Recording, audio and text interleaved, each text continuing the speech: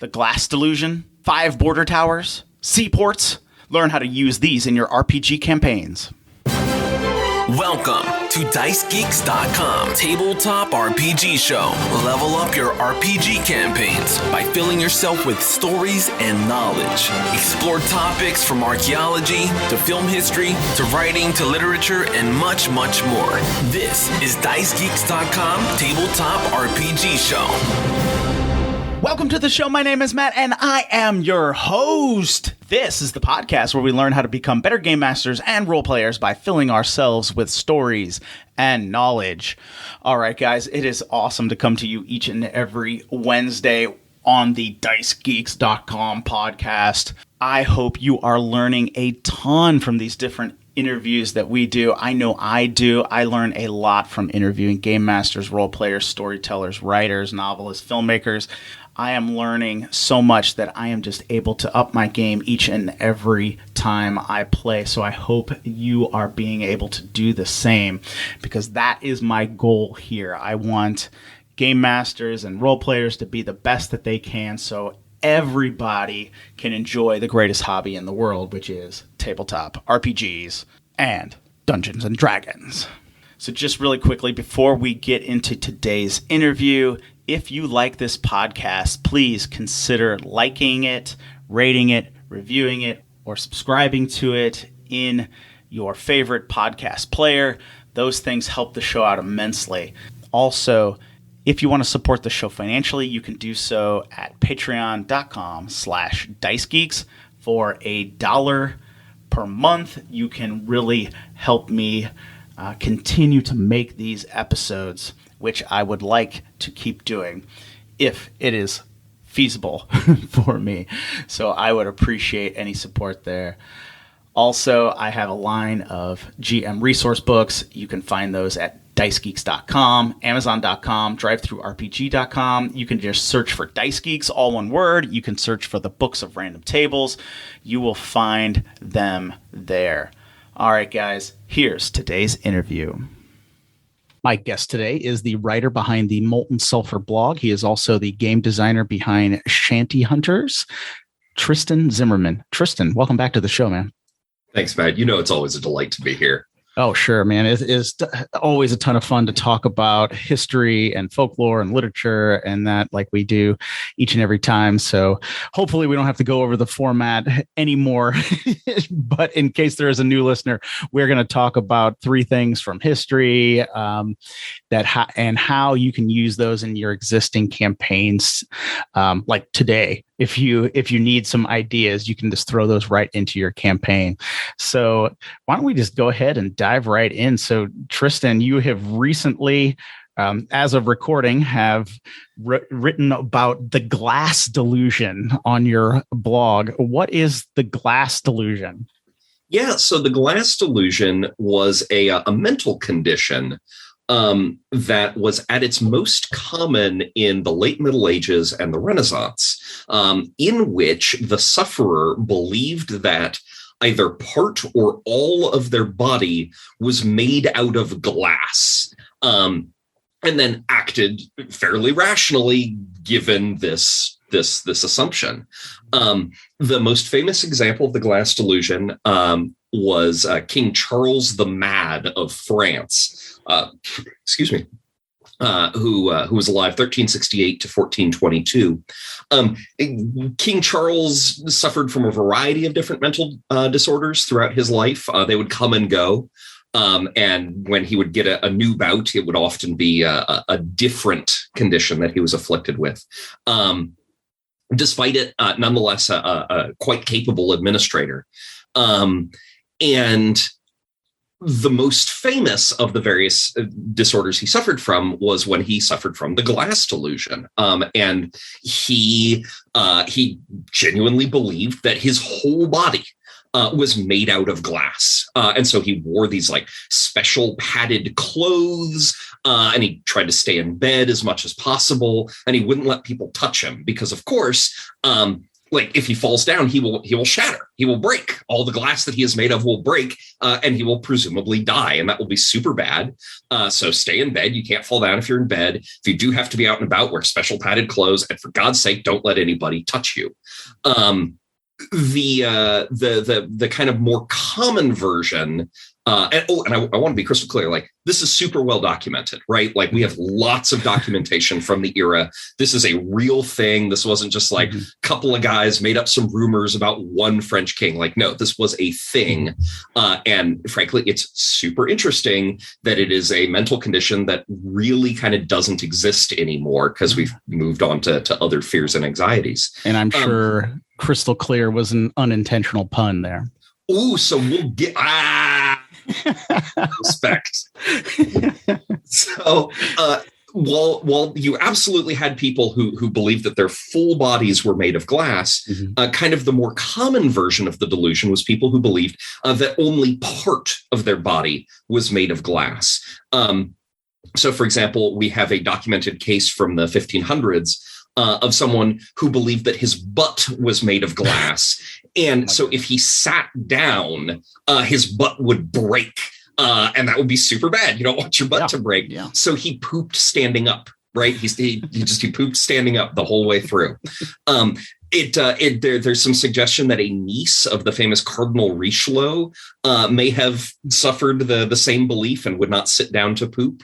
There was a guy who believed that his feet were made of glass, so he wouldn't walk because he might break his feet. Let's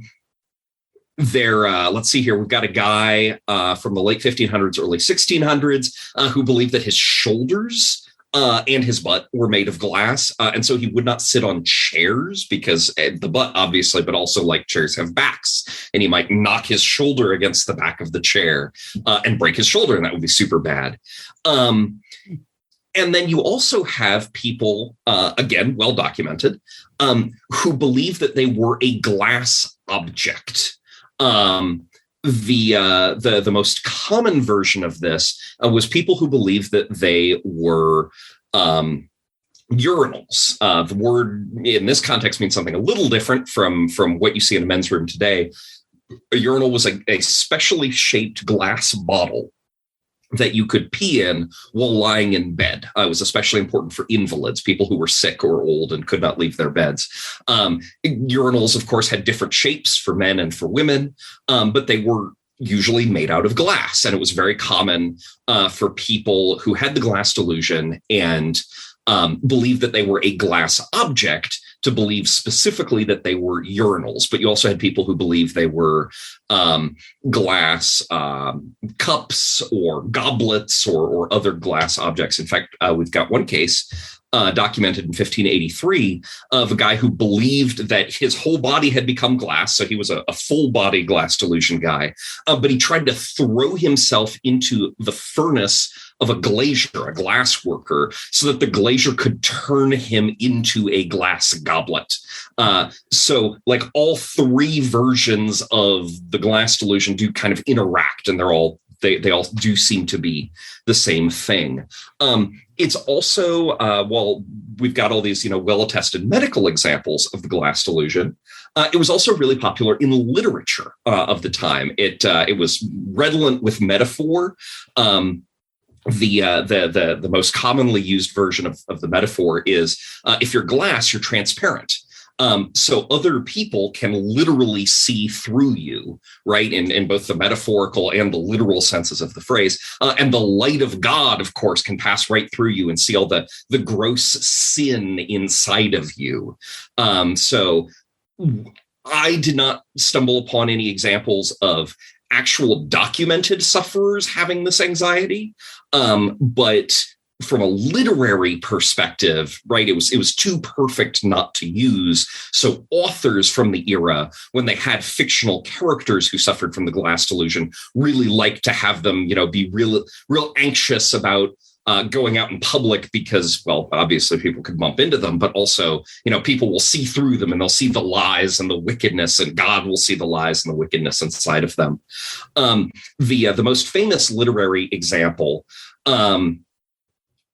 a character with the Glass Delusion comes from a novella by Miguel de Cervantes, the Spanish author of Don Quixote. This guy, he drank a faulty love potion, and the love potion was bad. It was off. So instead, he came down with the Glass Delusion, and he only ate food that was offered to him on the end of a stick, and he slept in haylofts. And he walked always in the middle of the street so that if a roof tile fell off a roof, it wouldn't fall on him and break him. Though, interestingly, he also, when he was suffering from the Glass Delusion, this fictional character developed kind of great wit and cleverness. And when he was finally cured at the end of the story, this great wit and cleverness seems to have deserted him, which just an interesting literary version of the thing. But there's a really weird historical twist on the Cervantes short story, which is that Cervantes' fictional version of the Glass Delusion has some really remarkable similarities to as far as we can tell, real historical documented version by a guy named Alfonso de Santa Cruz. That was the guy who, the doctor who wrote down like, hey, I've got this guy with the Glass Delusion. Let me write about him, this patient. Santa Cruz's version is the only case, at least that has come down to us, written down by a Spaniard. So small surprise that Cervantes, himself a Spaniard, would have been exposed to it and influenced by it in his own fictional writing, except that the Santa Cruz text was written around 1575, but not published until 1622. And by 1622, Miguel de Cervantes was already dead. So presumably Cervantes must have read an unpublished manuscript version, but nonetheless, it's weird, right? I guess one final bit I'll throw in about the literary version of the Glass Delusion is we already kind of talked briefly about photophobia, right? Fear of the light, and how that was kind of metaphorically resonant for authors. It also fit into the way doctors thought about mental disorders at the time. The Glass Delusion was classified as a melancholy, an excess of melancholic humor or whatever. And in the conceptions of the time, there were certain traits that were associated with having too much of this particular humor. And one of those traits was photophobia. So regardless of whether actual human beings who actually had the Glass Delusion were afraid of sunlight, everybody agreed that under the theory that, governed how people thought about mental disorders, they ought to be afraid of sunlight. So photophobia then comes into the literary versions where it's not really evident, as far as I could tell, in the actual documented medical cases, which I just think is an interesting case of kind of art declaring that the world is supposed to look like thing X. So in our fictional version, it will look like thing X. Last bit about the Glass Delusion is I did stumble upon two cases of cures, right? Of people being successfully cured of the Glass Delusion in what, as far as we're able to tell, is real medical cases. But the cures were rough. In one case, we have a case written down in 1626 by a royal physician in France, of a glass maker who came down with the Glass Delusion, and the physician cured this guy by beating him up, by just giving him a sound thrashing and saying, "Do you have the Glass Delusion? I will keep beating you until you say no." And the guy's like, no, I don't. Stop hitting me. Okay. Boy, sure a way. Tough love there. Hopefully. Yeah. But it does also illustrate an interesting possibility, which is that it is possible, and I did not include this in the blog post because it's just kind of speculation, right? I wasn't able to find any good sourcing for it. But it's very possible that the Glass Delusion may have become fashionable, right? It may have been a thing that you pretended to have because rich, important, famous people like King Charles the Mad of France had it. So it's fashion. It's whatever the king does is always fashionable, right? If the king gets into trousers with big baggy sides, everybody's going to start wearing trousers with big baggy sides. If the king comes down with Glass Delusion, I would not be surprised if some people were like, sure, I guess it's fashionable. I'll pretend to have Glass Delusion. That may have been what was going on with this guy, where it's just like, I'm going to keep hitting you until you admit you don't have it. Or it may have been a guy who was actually legitimately suffering and the doctor did a very bad thing. Who can say? Yeah. The other case is from the Alfonso de Santa Cruz text that I mentioned earlier, where you've got this guy who's got the Glass Delusion. Alfonso de Santa Cruz goes up and visits him. He's a wealthy guy, so he has his own 2-story house with some servants, and he's lying in his bed. And his bed, of course, has a mattress made of straw. And Santa Cruz is, and of course, he's lying there on his bed of straw so that he's not going to break. And the doctor's up there. He's like, okay, let me take a look. And he grabs a torch, the doctor does, and lights one corner of the straw pallet on fire. And then the doctor runs out of the room and slams the door behind him and gets all the servants to bar the door so the poor patient cannot escape, right? And he's in a room, and this is a wooden house, right? He's in a room in a wooden house with a pallet made of straw that is starting to blaze up, and this guy's going to cook and his whole house is going to burn down. It's going to be really bad. So the patient leaps from the bed and starts banging on the door, and he's banging on it with his arms, and he's banging on it with his head, and he's banging on it with his legs, screaming, let me out, I'm going to burn alive.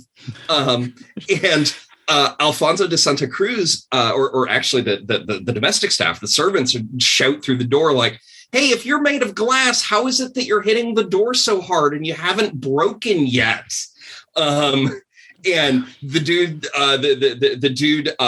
just is begging on the other side of the door, promising, you're right. Clearly I'm not made of glass because I haven't broken. Just let me out of this room that is on fire. So the servants let him out, and they managed to put out the fire just in time to keep the house from burning down, which would have been super bad.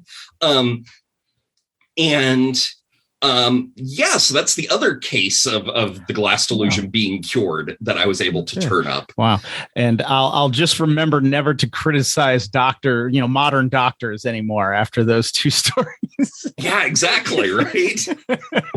Those guys were pretty crazy. Yeah. Seeing as how you could have setting the mattress on fire could have burned down the entire house and killed everybody that was in the house. That's some cure. That's a good shock treatment kind of therapy there or something. Wow.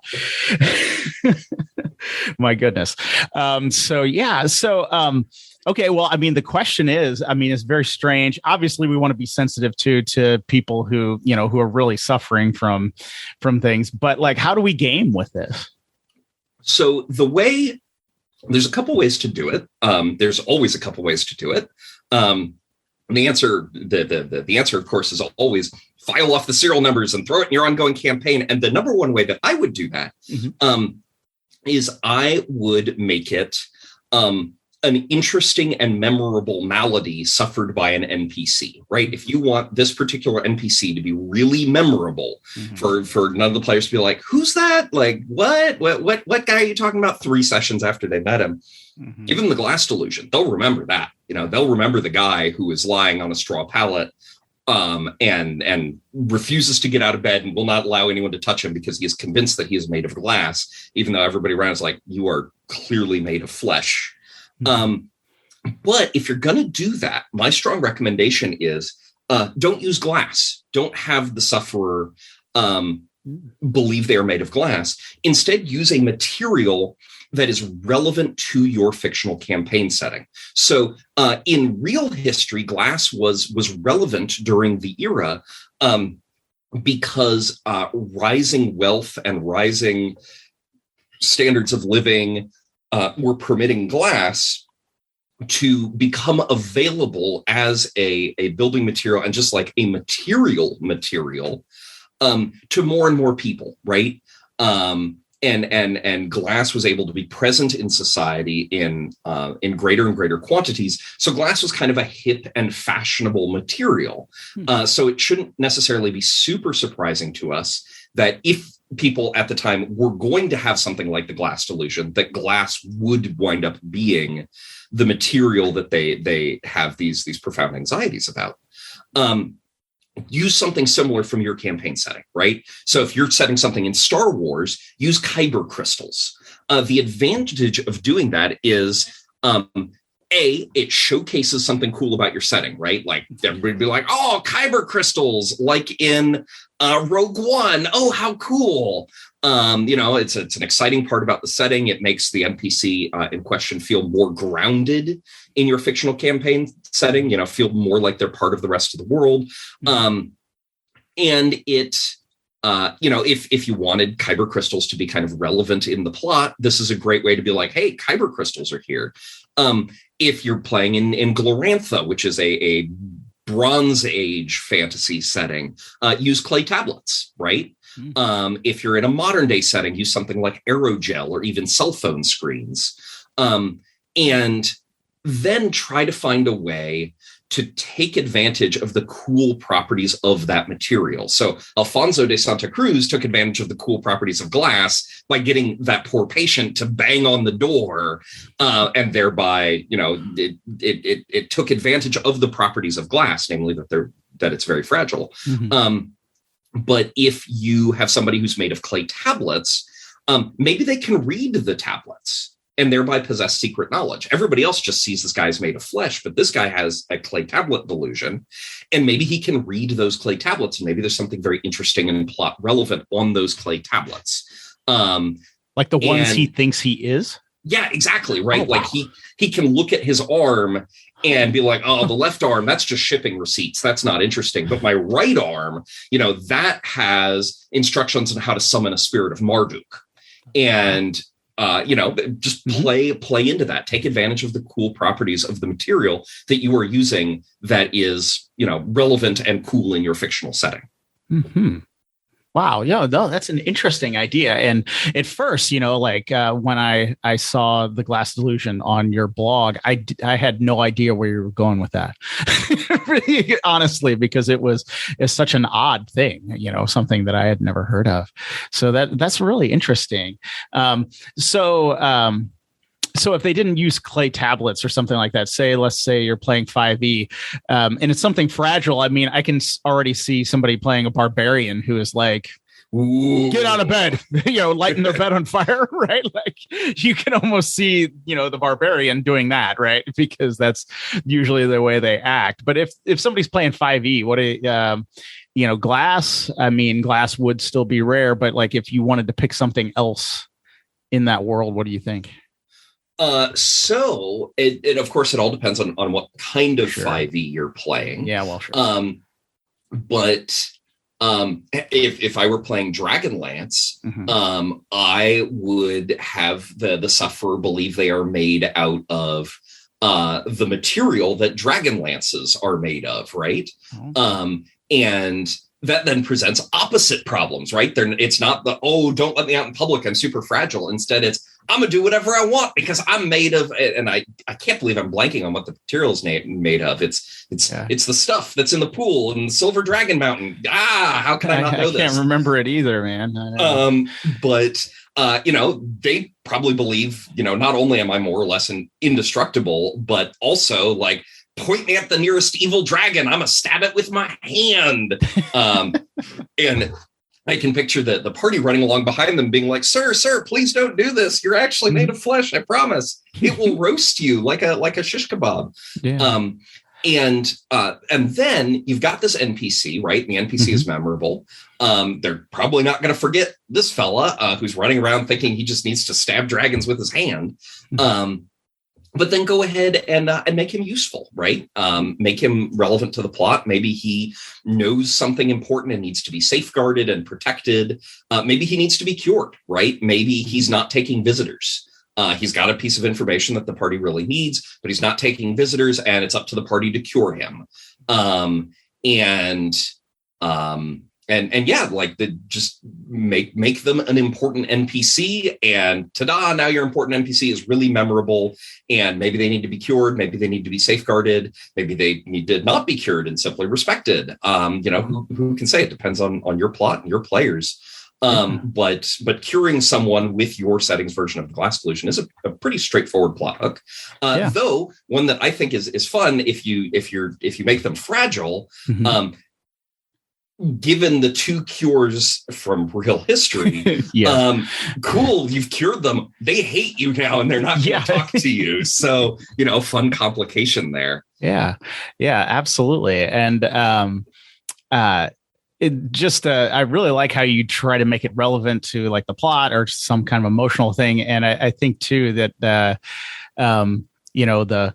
the NPC that thinks they're invulnerable, that has to be saved, from like jumping off a cliff or just walking off, a 3rd-story rooftop or something because they think they're not going to break, as opposed to one that's very fragile. I think those are very interesting ideas. But what do you think about a curse? Could this be like not just delusion, but somebody could be cursed with this, right? Yeah, absolutely. In fact, that'd be a real potent curse, and that then leans hard into the. Then it becomes less we need to cure this person and more we need to lift this curse. And that then is a fun plot hook in and of itself. Yeah, absolutely. And I think you're right that instantly your players are going to remember whatever you do with this, whatever, right? Like whatever direction you go, if it's a delusion, a curse, if they're invulnerable, if they're fragile, your players are going to be talking about this one. So I think that's kind of the hallmark of a good idea. So that was really interesting there. You digging that up. And of course, people can read about that on Molten Sulfur blog more if they want to check that out. Any other thoughts, or should we move along? No, let's keep trucking. Yeah. All right. So we were going to talk about, I think, 5 border towers from China. Isn't that right? Yeah. So I'll just preface this by saying that the story we're about to talk about, and I say story, the events that we're about to talk about, wind up being the inspiration for the 16th century novel Journey to the West, which is possibly the best known literary work in East Asia. So if some of this winds up sounding familiar, like, where have I heard this before? Yeah, there's a good reason for that. It's that this is the historical inspiration for one of the great literary works of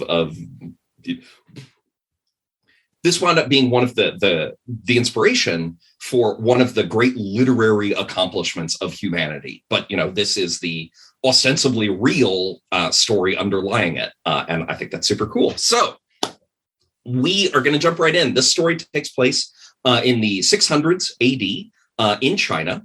And it centers around a Buddhist monk by the name of Xuanzang. Xuanzang became a Buddhist monk in the last days of the very short-lived Sui dynasty, which didn't even last 40 years, but had done the heavy lifting of reunifying China. And after it collapsed, the Tang dynasty took over, and the Tang dynasty winds up being a long-lasting one. One of the ones we teach kids about in high school world history and all that good stuff. But Xuanzang is this really smart young monk, a very capable scholar and traveler. He's kind of an ideal monk in a certain sense. And part of what you do if you are a promising standout monk in China during this kind of late antique period is you do a lot of traveling. You bounce between different monasteries because different monasteries have different theological interpretations of Buddhism. And the idea is that by traveling between these different monasteries all across China, you are kind of able to synthesize their teachings, figure out what ideas they all share, figure out what the most important truths are by comparing and contrasting these different interpretations of Buddhism. And so Xuanzang is doing that. He's going across China. He's learning from these renowned abbots in these different monasteries. And while he's there, he's doing some teaching of his own. He's doing everything right.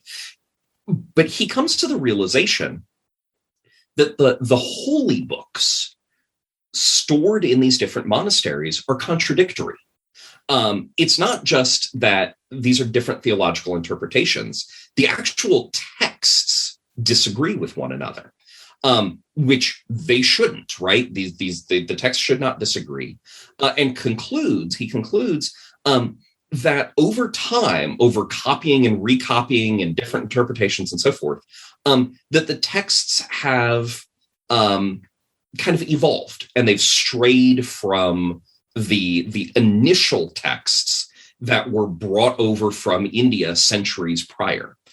So he decides the logical solution to this problem is that he is going to travel to India, and he's going to study in India.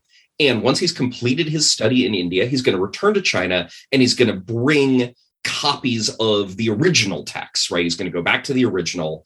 He's going to study these original texts. He's going to copy them. He's going to translate them into Chinese, and he's going to bring them back. There is a serious problem with doing this, and that is that the new Tang dynasty has made it illegal for Chinese people to leave China. The new Tang dynasty is very concerned with establishing order across China. The transition period between the Tang and the previous dynasty was a nasty, albeit mercifully short, period of chaos, and the Tang dynasty is exerting control and tamping things down. And there is concern among Tang officials that if they permit freedom of movement for Chinese subjects, that Chinese peasants might leave China and thereby deprive China of their labor, that some peasants might flee to the hinterlands outside of government control and become bandits, and even some rich people might just up and leave China and go settle someplace else and take their wealth with them, and that would be bad. So Chinese people are not allowed to leave China. Foreigners can still come and go. China is not cut off from trade during this period, but Chinese people specifically can't leave, and Xuanzang is, of course, Chinese.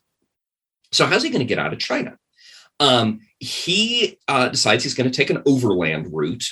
He could have taken a sea route if he wanted to, but there were different problems and obstacles and serious dangers associated with taking a sea voyage out of China in the 600s. But the straight line route from China to India takes you over the Himalayas, which you can't do. And even if you could do, it would take you through Tibet, and Tibet at this time is hostile to both China and, surprisingly to our modern eyes, to Buddhism. Tibet today, famously Buddhist, is anti-Buddhist. It's not only not Buddhist, it is aggressively anti-Buddhist in the 600s.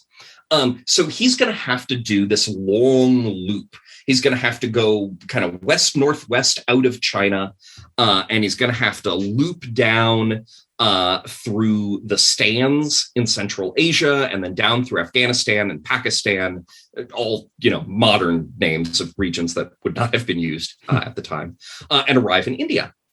It's about twice as long as the crow flies, but the hardest part of the journey is going to be getting out of China. And he has got to essentially sneak across the border. So this is a border crossing story, right? This is a sneaking across the border story. And he is not a spy, right? He's not some sneaky dude with lots of cloak and dagger experience. He's a monk. So no surprise, he's bad at keeping secrets. And the government gets wind of the fact that this dude is preparing to do a crime by leaving China.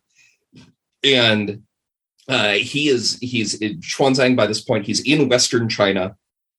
And he's thinking about crossing the great deserts that frame Western China. But he's hauled before the regional governor, and the regional governor is like, man, look at this. Like, I just got word from the capital. Like, look at this letter. It says you're planning on leaving China. Surely this is wrong, right, my friend? And Xuanzang, he kind of hems and he haws, like, oh, well, but ultimately he has to admit, like, yes, actually, I was planning on leaving China, and I recognize that is a crime. But the governor is a pious Buddhist. So the governor just sort of tears up the letter and he says, look, leave right now, right? If you hold out any longer, my hands will be tied. I will have to come and arrest you. But if you leave right now, I still have plausible deniability. So leave now. So Xuanzang needs to leave, but he needs a coyote, right? He needs a guide across the border. Fortuitously, one falls into his lap, a foreigner by the name of Shi Pantou. And Xuanzang and Shi, they hit it off immediately. Our source for this story is Xuanzang's official biography, which is written later in his life by one of his acolytes. This biographer kind of frames the relationship as Shi becoming Xuanzang's lay disciple, but like, this guy's a guide, right? Like, he's probably getting paid for this service. So they need to sneak across the border, and the first obstacle they come upon is the Yumen Gate. The gate is this big old squat guard post. It still exists today, albeit in largely a ruined form, which is along the particular western road that they're going to take out of China.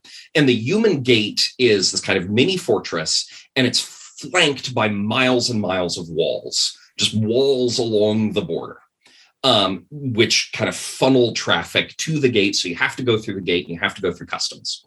And then at the base of the wall, there's a river, right? The walls are built along this river, which just makes it even more important that you go through the gate. But if Xuanzang were on his own, he would kind of have no choice but to go through the gate, and that would be it. The jig would be up. He'd show up. They'd be like, "Sir, you are Chinese. Like, you are not allowed to leave. Please go home."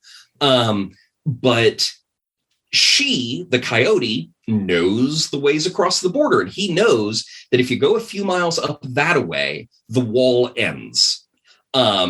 And so they go up a few miles that way, and the wall ends, and Shi guides them to a place where the river is only 8 feet across. And it's very deep there, but it's only 8 feet across. They cut down some trees, and they build a temporary bridge, and they lead their horses across the temporary bridge. And now they have snuck across. They are outside of China. However, they are not scot-free by any stretch of the imagination. This is interesting from a kind of a pre-modern perspective. This is a time period, a place and a time where the government cares a great deal about where its borders are and whether people are crossing the borders. And that is not a guarantee, right? Like today, in the year by the time you listen to this, in the year 2022, virtually all governments care very strongly about who is crossing their borders and where and when and why, and can we tax them and so forth. And at different times and places in history, that is true. And in other times and places, that is very much not true. And there's kind of everywhere along this continuum of, do governments care about where their borders are and who's crossing them and why? This is a time and place where yes, the Chinese government cares a great deal about who's crossing the border and where the border is. But unlike in our modern system, the Chinese government maintains a substantial forward presence beyond its borders, right? Like, here's the border. Beyond this is not China, but we are absolutely going to maintain an armed presence beyond our own borders, projecting power in order to defend the Chinese homeland. Which, again, boy howdy, not a guarantee in the pre-modern world, and really kind of uncommon in the modern world. And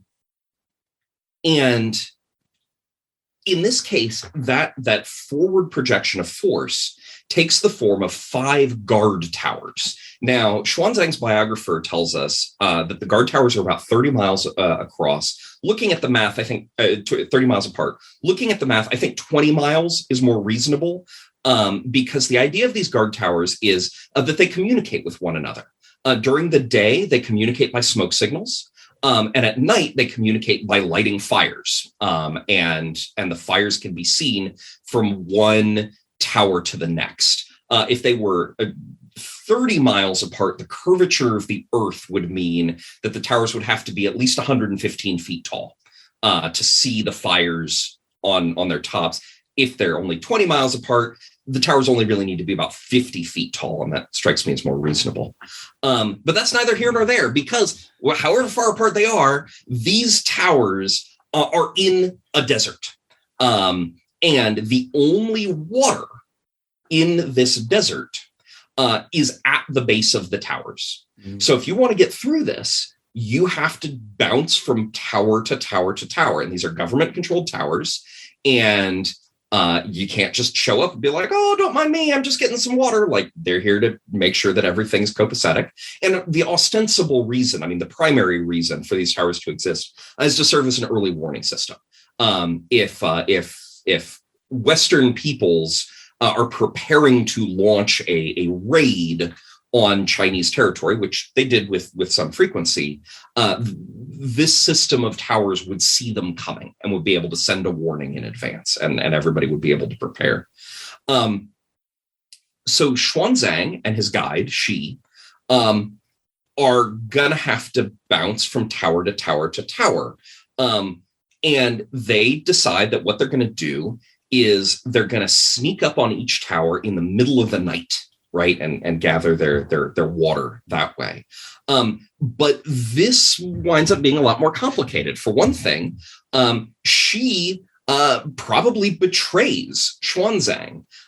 So in their first night over the border, she gets up in the middle of the night and he pulls out a knife and he approaches the monk, Xuanzang, our protagonist. And then he just sort of turns around, so he's not facing Xuanzang anymore. This wakes Xuanzang up, and he is very justifiably freaked out. So he also gets up, and he starts reciting scripture, calling especially on Guanyin, the bodhisattva of compassion. And after a while, the guide, just goes back to bed. Okay. And then the next day, she gets out his knife and strings his bow. And as they're riding along through the desert, she starts encouraging Xuanzang to ride out in front, right? Like, hey, why don't you ride out in front? Xuanzang is very concerned about this. Not with a knocked arrow in your hand, right? Exactly, right? Like, how about you ride in front? You're the guide. You're supposed to know where we're going. So after a few miles of them riding with the guide out in front, she suddenly remembers that he has urgent family business back in China. Like, yeah, sorry, just remembered my mom is very sick. I don't know how that slipped my mind. See ya, bye. He just rides off. He rides back to China.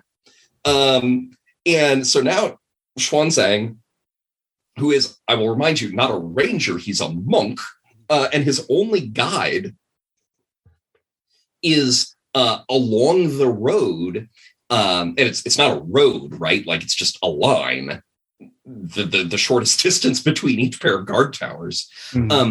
Marking this line, every so often there'll be a pile of horse dung or a pile of bones from the previous people who've been along here, and that's how you know where the road is. So he's traveling along, and he starts to hallucinate.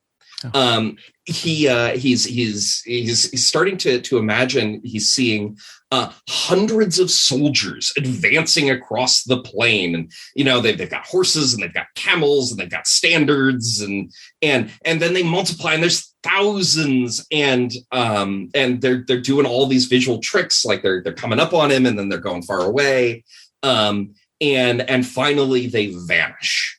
And Xuanzang finally reaches the first watchtower. And he waits until dark. He follows the plan. He waits until dark. He sneaks up to the oasis at the foot of the tower. And as he's starting to fill up his water skins, what happens but an arrow gets shot from the tower right at him, and it cuts his knee. And he screams like, "Don't shoot! I'm a monk! I'm a monk! Don't shoot!" Sure, you're a monk, buddy, right? Like, why don't you come out where we can see? And they open the door to the watchtower, and well, I'll be darned. Look, it is a monk. That's wild. Definitely didn't expect a monk here. So he's let in, and much to his surprise, the guards at this watchtower, the soldiers, are not ethnic Chinese. They're not Han Chinese like Xuanzang is. They're Tanguts. They're members of an ethnic group that during this period predominantly lives west of China. And the commander of this watchtower, a man named Wang Xiang, had heard about Xuanzang, right? He had received warning, like, FYI, there might be this monk coming through. Don't let him through. That's illegal. But he'd heard that Xuanzang had already given up and gone back east. And Wang here, he has no interest in this prohibition on Western travel. Like, right? What does he care? He's not ethnic Chinese. He's from west of China. He is a pious Buddhist. Like, he thinks it's pretty dumb that there's a rule that says that a good Buddhist monk can't just go west of China. So he's just like, yeah, man, don't worry about it. I will guide you the rest of the way. I got you. And the next day they set out, and they just go right past the second and the third watchtower. And they come to the fourth watchtower, and Wang Xiang is like, hey, I can't take you any further, but just go up to that watchtower. The guy in charge of that watchtower is my cousin. He also has the surname Wang. Like, just walk right up to it. He's a chill bro. Anyway, good luck. And he goes back to his watchtower. And Xuanzang is real worried that Wang Xiang might be wrong, right? He might be incorrect. And if Xuanzang just strolls right up to the tower and is like, hello, I'm that monk you were warned about, he might be arrested. So he waits until nightfall, and he sneaks up on the watchtower and goes to fill his water skins. And once again, he is spotted. No, I'm a monk. Please don't shoot. He's let in. And what do you know? The guard captain at this tower is, in fact, Wang's cousin, also surnamed Wang. He's like, oh, yeah, you're cool. Like, so it winds up being a total non-issue.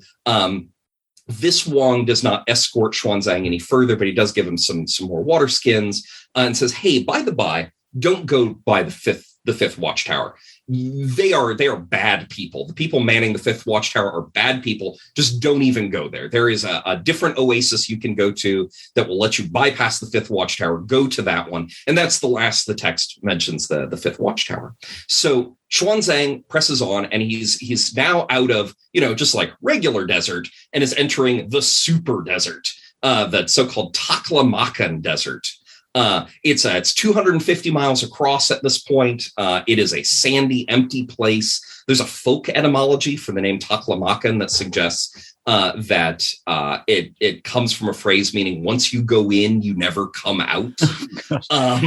Great place to visit. Yes. Yeah. Great place to visit. Great place to cross without a guide. Great place to cross having never crossed it before, having just, a horse and some water skins. Once again, he starts hallucinating. This time, instead of soldiers, he's hallucinating goblins. He gets lost. And at a certain point, he just lays down to die, right? Like, he's out of water. He's out of strength. He can't go any further, and he lays down to die. And then he has a vision, and he has a vision of this, like, this guy, this demon with like a good demon with a halberd. And this dude is as dozens of feet tall. And the demon's like, hey, you should press on, keep pressing on. Don't just lay down here and die. So, okay. Xuanzang gets up. He basically straps himself onto his horse. Just keep walking. Eventually, the horse leaves the direction that Xuanzang is trying to get him to go, and the horse wants to go this other way. And there's nothing Xuanzang can do about it at this point. He's too weak. And what do you know? But the horse takes him to an oasis where there is water and there is grass, and it's a great miracle, according to Xuanzang's biographer. And that's all good stuff. Ultimately, Xuanzang does, in fact, make it to the other side of the desert. The kingdom on the other side of the desert is a Buddhist kingdom. The king there receives him with great honor. Xuanzang is able to make it all the way to India. He studies in India for 10 years. He translates all the relevant texts into Chinese. He brings back his translations and I believe also Sanskrit copies of the originals back to China. The Tang government welcomes him back with open arms. Don't worry, all is forgiven. It's totally cool that you crossed the border illegally. We'll build you a special pagoda to house these texts you brought back in. And, in 1,000 years, your journey will inspire one of the great human literary achievements. And role-playing games. And role-playing games. So the trip across the border here for me is a great template for a session while the PCs are traveling. Mm-hmm. This is something of particular interest to me. I'm right now wrapping up a year-long campaign of Ultraviolet Grasslands, which is an OSR game that is all about travel, right? It's all about caravan travel. So I've had travel on my mind a lot. You gotta have things happen, and you gotta still present interesting choices and whatever. And this business with Xuanzang is a really great template for a short adventure while the PCs are traveling, right? So the border is closed, you can't get through, or maybe it's only closed in one way, or it's closed just for the PCs or whatever. The PCs get hauled in front of the governor. They have to kind of sweet talk their way out of this problem. To getting let go. They have to find a guide, or if they have a guide, they have to determine whether the guide they have is trustworthy. They have to sneak around a wall. They have to sneak past each tower. They might encounter mirages, or maybe they're not mirages. Maybe like there actually are magical armies. In this case, like I would make them Jinn. I would make them, Jinn armies out there. Maybe there really are goblins out there. Maybe they get robbed by the guide because the guide is untrustworthy. For me personally, I would make it so that at the first watchtower, you role play out kind of sneaking up to it at night to gather water. And I would call for some rolls. And then if they succeed at this, at each subsequent watchtower, I would only call for a single roll. Right? We've already role played this out. We don't need to role play out the exact same scene 5 times. Just give me a quick roll. Thumbs up, thumbs down, whether you manage to get the water there. And then regardless of which watchtower this happens at, the first time the PCs fail a roll and get spotted, give them the same stroke of good fortune that Xuanzang enjoyed, right? The guards are sympathetic. They want to help. They think that the border being closed is dumb.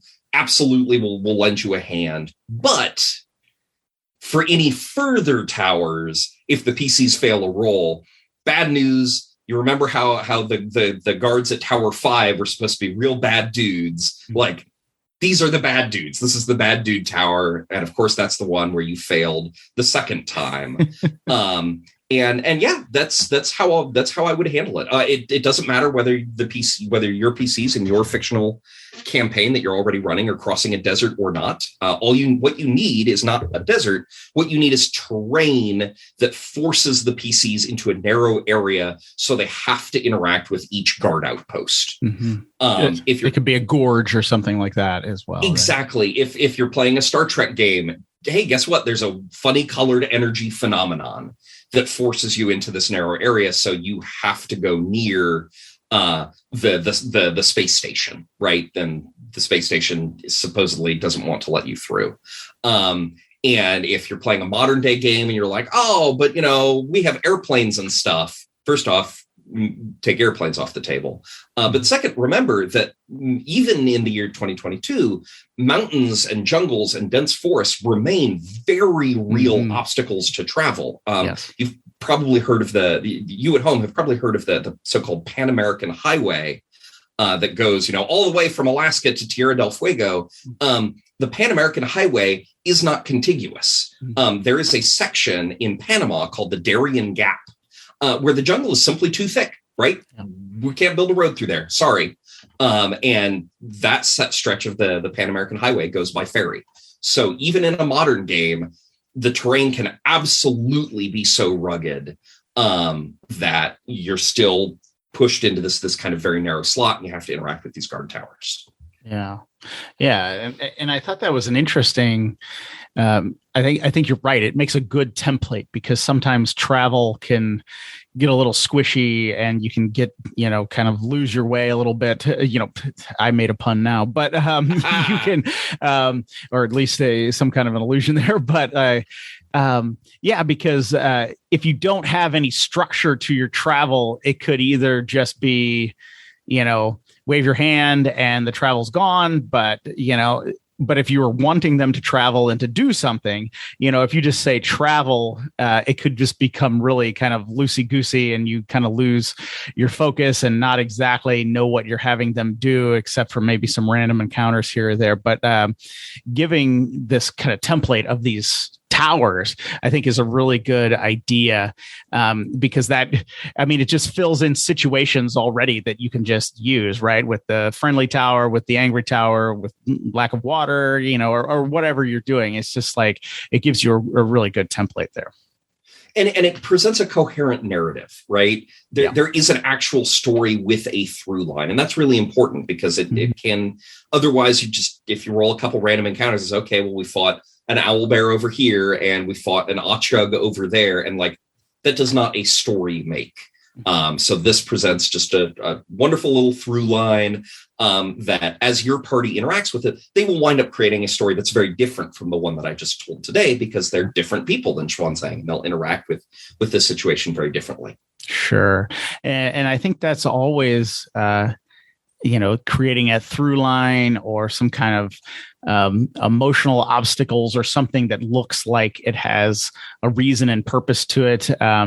Those things go just, it just goes a long way to show how, to make it, to make your tabletop RPG session more cohesive than basically a board game where you're just, pulling out a random encounter here or there and it didn't mean anything.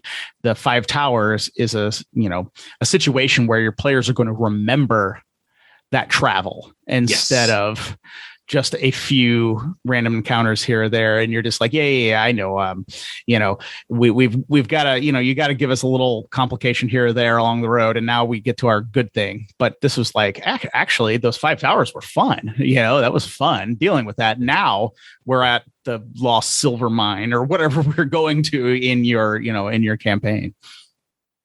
Yeah. And I mean, that's the goal, right? Is you want the travel to be not just a thing that we have to endure on the way to the adventure, or perhaps even worse, a thing that we hand wave and we just arrive at the adventure. Like, no, you want the travel to be an adventure unto itself. Yeah, absolutely. Absolutely. All right. Well, I think we covered that one quite a bit. And of course, I mean, you could do tons of stuff with that in every setting, like you alluded to. I mean, even a Call of Cthulhu game. I mean, you're talking about 1920s and 1930s adventuring. I mean, that's just awesome to travel. I mean, you could just have them travel basically through those same towers in China or whatever. I mean, you could, because it's just, it just works. So that was a really good one. Now we also wanted to talk about ports, and this is connected to your game that you have just released recently, which is Shanty Hunters. But we wanted to talk about ports or seaports. And it's also kind of relevant for me because in June of 2021, I released my first novel, which happens to be entitled The Spaceport Gambit. So I was thinking a lot about spaceports as I was writing that book. So why don't we dive into ports, and maybe you could also just shed a little light on Shanty Hunters as we talk about ports as well. Yeah. So the Shanty Hunters, the RPG book, is set in the year 1880, and it contains descriptions of 20 international seaports in the year 1880, what they're like, what cool adventures or adventure complications can occur in these ports. Shanty Hunters, for those who have not listened a great deal to the show, is a tabletop role-playing game about collecting magical sea shanties in the year 1880. It's enormously fun. You should look it up. You should buy a copy. You should buy 12 copies. But yeah, so kind of in the lead up to the Kickstarter, I released on my blog 3 ports from that port chapter. And, what's going on in these ports and why are they cool in the year 1880? So the first one that we're going to talk about here briefly is Shanghai. In the year 1880, it's China's biggest international port. 2/3 of China's international trade passes through Shanghai.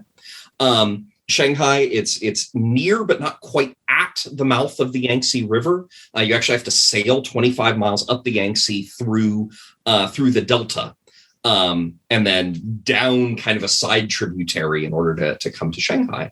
But what's really cool about Shanghai as an adventure setting, in kind of the year 1880, but also this does persist. So this is a feature both in adventure set pre-1880, post-1880, or just, hey, this is a really cool idea. I want to slap this idea onto my own fictional port in any fictional campaign. Mm-hmm. It's politically divided up. China has been carved up into spheres of influence by colonial powers.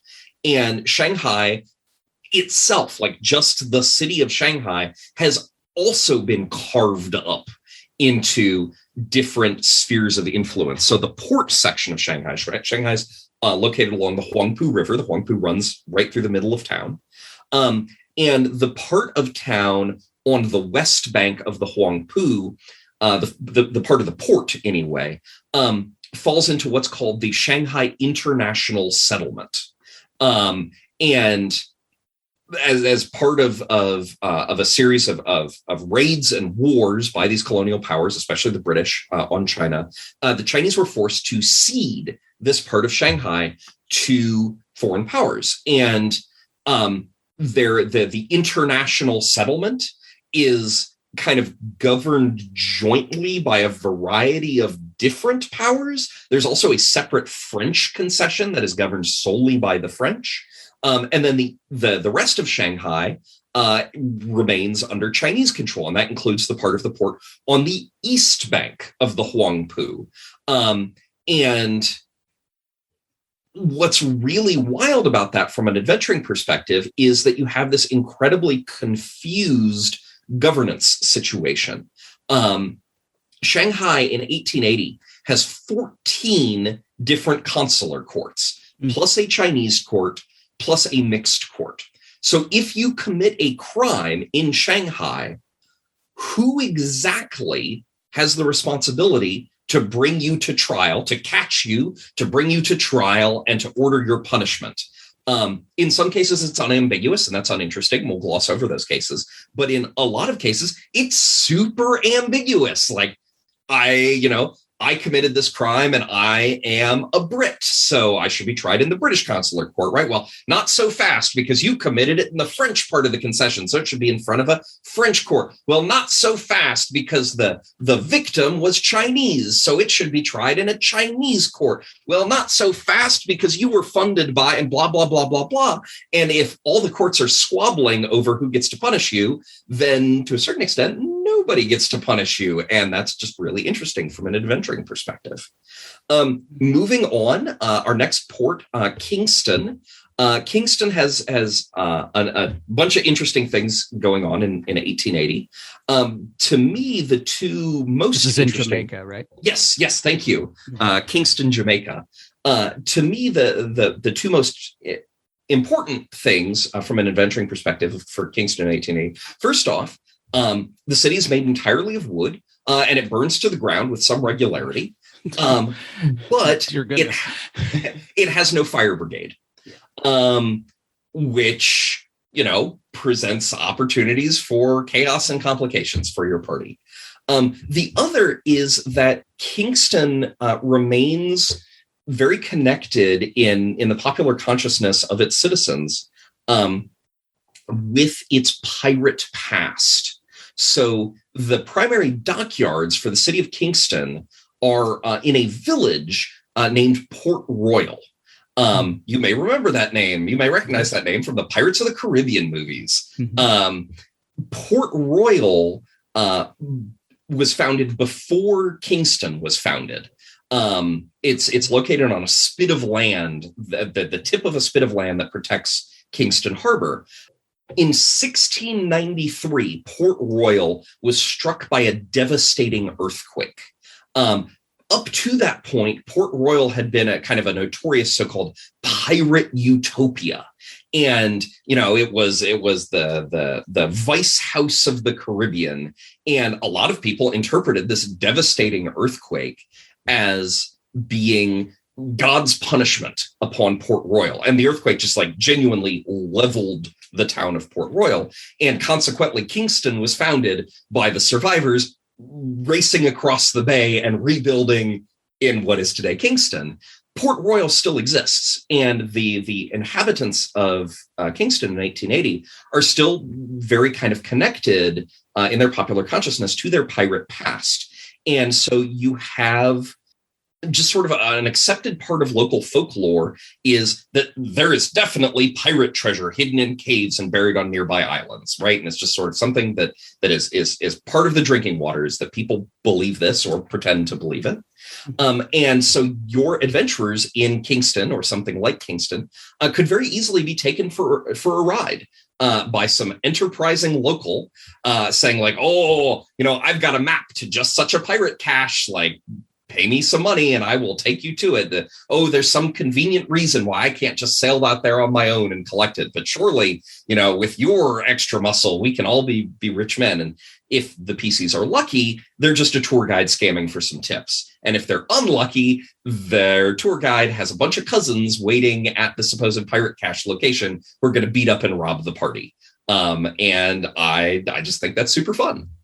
Yeah, absolutely. I mean, Shanghai and Kingston, and I'm sure the other ports of that era, they just have like adventure like written next to them, right? Like, absolutely. I mean, it's just as you started, kind of describing some of them there, it's just between pirates and between the being carved up between different powers, since there is so much trade and value and commodities and money that flow through ports. I mean, those are, they just scream adventure, from a fantasy role-playing game to a Victorian era, role-playing game to a pirate game to, 1920s, 1930s to modern day to science fiction, because that is where different people and different goods and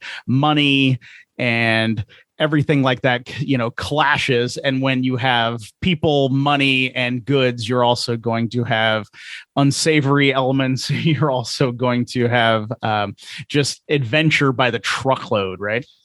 Absolutely, right. Whenever large amounts of money and desperate people and different cultures all come together in one place, there's going to be tension, there's going to be conflict, and where there is conflict, there is adventure. Yeah. Yeah.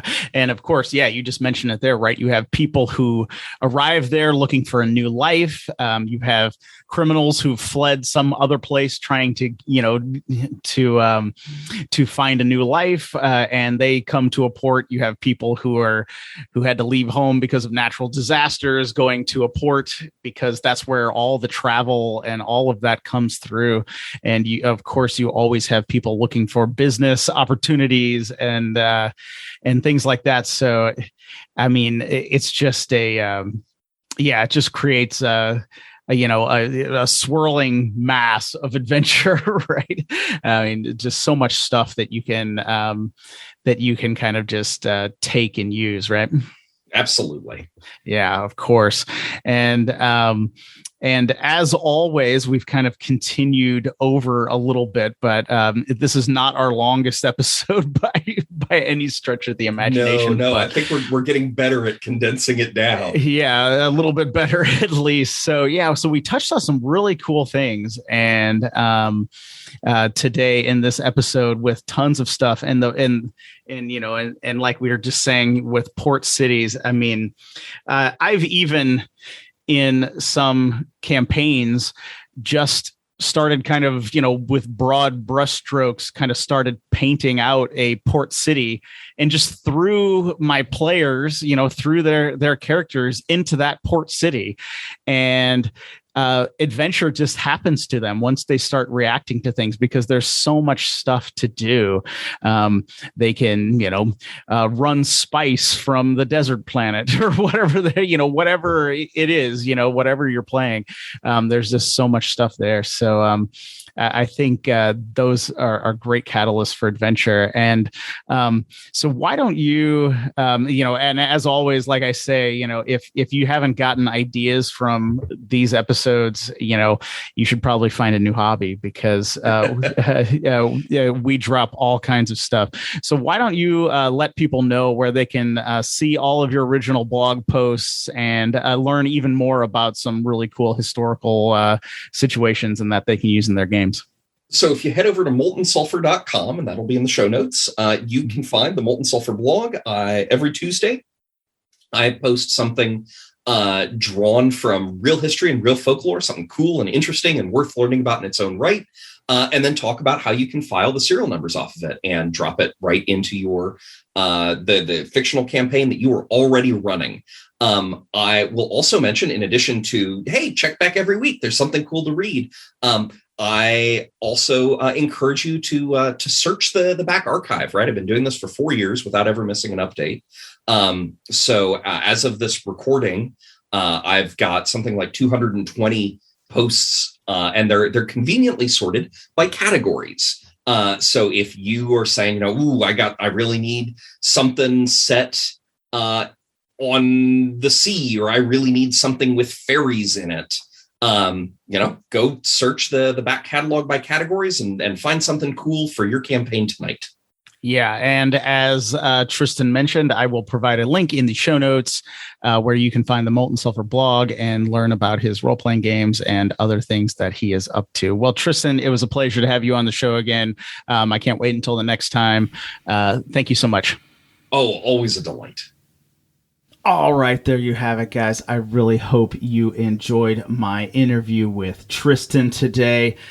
Tristan always brings some incredible historical knowledge that helps us add layers and layers to our games. So we should always be leveling up our D&D campaigns or our other tabletop RPG campaigns.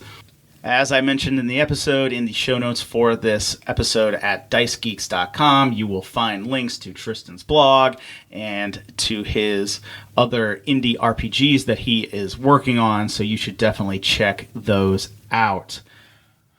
All right, if you want some free stuff, head over to dicegeeks.com/free. You get 10 free dungeon maps. You'll never miss an episode of this show. And each and every Friday, you'll get an email update from me letting you know what is going on in the wild world of Dice Geeks. All right, guys, I thank you so much for listening. I really appreciate you tuning in each week. It is a privilege to bring a new, exciting, fun, and informative interview to you each and every episode. I thank you so much. And until next Wednesday, keep gaming!